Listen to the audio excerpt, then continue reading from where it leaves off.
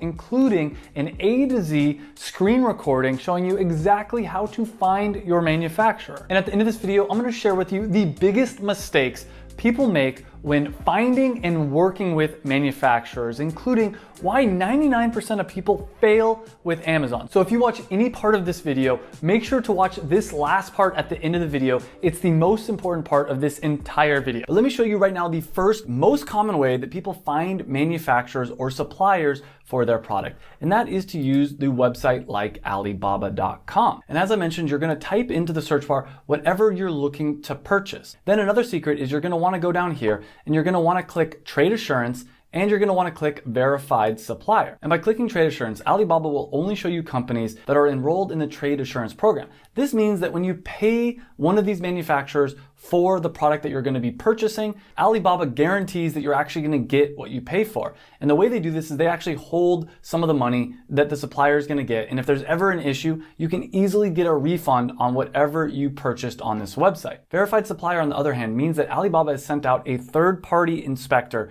to actually go and verify that this manufacturing facility, this supplier, is actually a legitimate company, that they actually exist. And I know a lot of people are nervous about sending money overseas to these manufacturers, but if they have trade assurance and they're a verified supplier, there's nothing to be afraid of, because if there's ever an issue, Alibaba will give you your money back. Now, instead of looking right here, which right now we're seeing all these different types of products, that's not really what we really care about. What we really care about is clicking on this button right here called All Suppliers.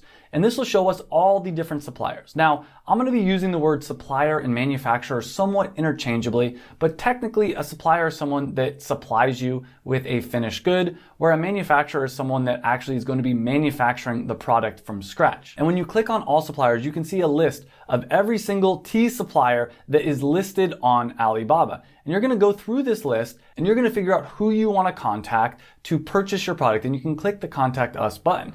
Some things to look for is you want to see how long they've been in business. For instance, this company's been in business for 5 years, this business for 8 years. You also want to see how big they are, and you can see the volume in sales that they're doing, as well as how big their staff is. You can also look at their rating and reviews. This is a 4.9 rating with over 200 reviews.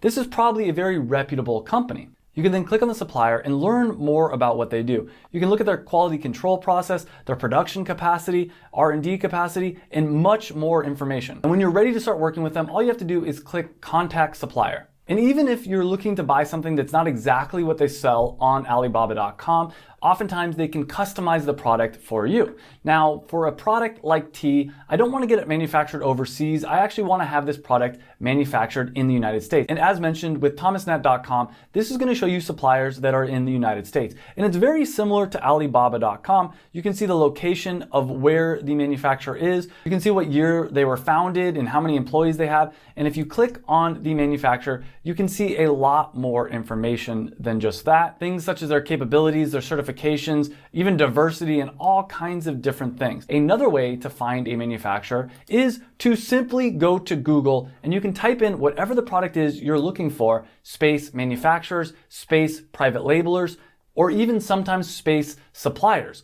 Again, start emailing them and getting on the phone, and you can see we have a list of a ton of different nut butter manufacturers. But if it's a US-based manufacturer, I highly recommend calling. If you don't feel comfortable doing that, you can always send an email. But when you actually call someone, it develops a lot stronger of a connection. It makes you seem like a lot more serious of a potential client. Remember, these manufacturers are busy. They probably get a lot of messages, and by picking up the phone and calling, you seem like a more legitimate business. The other benefit of calling is if they can't help you, there's a higher probability that they can recommend someone that can help you. And it allows you to rapidly ask other questions, where if you send an email or a message and they say, hey, sorry, we can't do this, they're probably gonna end the conversation there. They're not really as invested in helping you find other people that can help you do manufacturing. Now, some tips when contacting a manufacturer: you wanna sound like as legitimate of a business, as serious as a potential customer as you can. Now, I'm not saying to lie. Now, some people do give the advice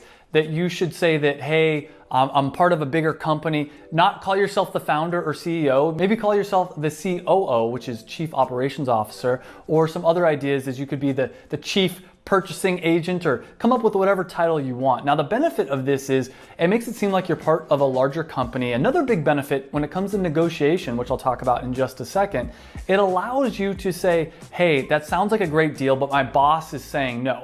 So then the manufacturer, when they're negotiating with you, they don't take things as personal. I have had people tell me that when you say that, hey, my boss says it's not a good number, that it's easier to negotiate with that because people don't take it as personal. Now, that's up to you. I've also had a lot of success by doing the opposite and calling up companies and say, hey, I'm the founder, I'm super passionate, I really want to get this thing started, but truth is, I'm somewhat new to this, and asking for their help in educating me. And that's a double-edged sword. I've found that it helps because people, they empathize and they want to help me out as a beginner, but they could also potentially take advantage.